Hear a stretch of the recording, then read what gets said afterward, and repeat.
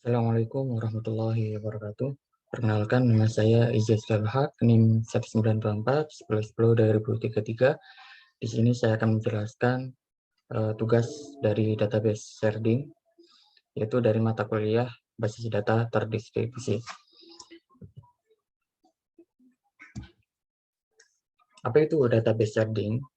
Di era big data, kemudian media sosial yang sangat populer ini, dan data sensor IoT, dataset sangatlah besar. Jadi, jika himpunan data-data tersebut disimpan dalam satu database, maka query menjadi semakin lambat, sehingga penggunaan database sharding di sini sangat berguna, di mana data ini nantinya dibagi menjadi beberapa database, kemudian didistribusikan ke beberapa mesin. Perlu diingat, sharding tidak sama dengan partisi.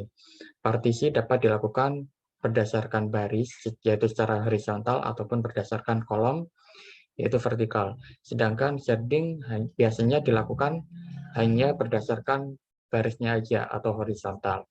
Artinya semua shard ini berbagi skema yang sama, tetapi isi catatannya itu berbeda.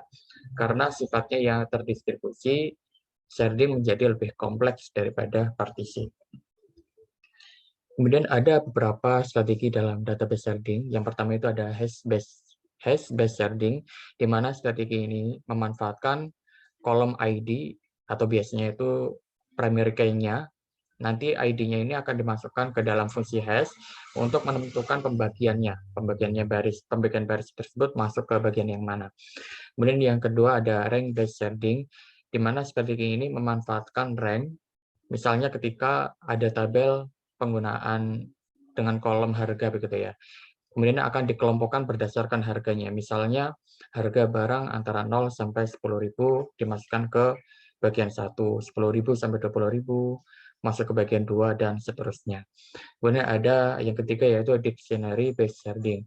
Penggunaan strategi ini lebih fleksibel karena tidak menggunakan fungsi hash ataupun rank yang sudah ditentukan sebelumnya. Kemudian bagaimana sih untuk memilih kunci sharding yang tepat?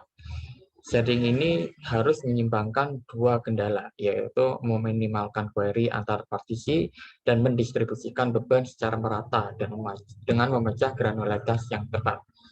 Dan kunci sharding ini harus memenuhi beberapa hal, diantaranya yaitu stabilitas, yaitu nilainya tidak pernah berubah. Kemudian kardinalitasnya itu cukup tinggi, memiliki banyak nilai yang lebih unik, frekuensinya rendah, dan non-monoton. Artinya nilainya itu tidak meningkat atau menurun secara monoton.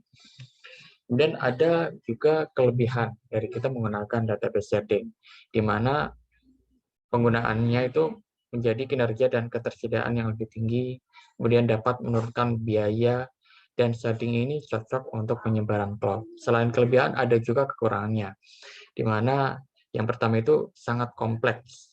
Kemudian operasi SQL tentu menjadi lebih sulit, dan sharding ini bisa menjadi tidak seimbang dari waktu ke waktu.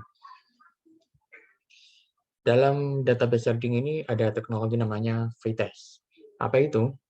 Yaitu sistem pengelompokan basis data untuk penskalaan horizontal MySQL melalui sharding umum.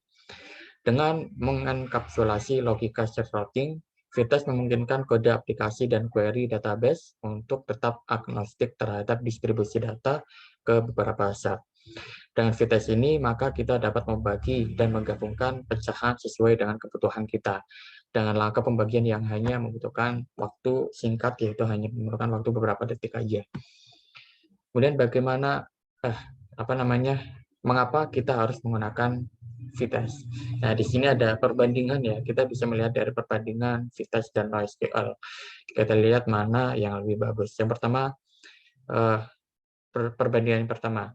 NoSQL ini tidak mendefinisikan hubungan antar tabel dalam database dan hanya mendukung subset dari bahasa SQL aja. Sedangkan Vitess bukan penyimpanan kunci yang sederhana, ini mendukung semantic query yang kompleks seperti where, join, aggregation, dan yang lainnya masih banyak lagi. Kemudian perbandingan kedua, NoSQL biasanya tidak mendukung transaksi, sedangkan Vitess ini mendukung adanya transaksi. Perbandingan ketiga, NoSQL memiliki API khusus yang mengarah ke arsitektur, aplikasi, dan alat. Sedangkan Vitess bisa menambahkan sedikit variasi ke MySQL-nya. Database-nya ini merupakan database yang sebagian besar sudah terbiasa digunakan oleh orang-orang. Kemudian yang keempat, perbedaan keempat, NoSQL memberikan dukungan yang terbatas untuk indeks database dibandingkan dengan MySQL. Sedangkan untuk Vitesse ini mengizinkan untuk menggunakan semua fungsi MySQL untuk mengoptimalisasi kinerja dari query-nya. Kemudian bagaimana arsitektur dari Vitesse ini? Platform Vitesse terdiri dari sejumlah proses server, utilitas baris perintah, dan utilitas berbasis web, di mana ini didukung oleh penyimpanan metadata yang konsisten. Bergantung pada status aplikasi saat ini, kita bisa sampai pada implementasi Vitesse penuh melalui sejumlah alur proses yang berbeda. Misalnya, jika kita membangun layanan dari awal, langkah pertama adalah menentukan topologi database-nya dulu. Namun, jika kita perlu menskalakan database yang ada, mungkin akan dimulai dengan menggunakan proxy koneksi. Alat dan server Vitesse dirancang untuk membantu kita memulai dengan armada database yang lengkap, atau memulai dari yang kecil dan berskala dari waktu ke waktu. Untuk implementasi yang lebih kecil, fitur VT tablet seperti penyatuan koneksi dan penulisan ulang query membantu kita mendapatkan lebih banyak dari perangkat keras yang ada.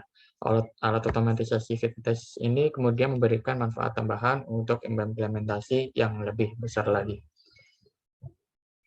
Dan berikut ini ada gambaran dari arsitektur dari Vitesse tersebut.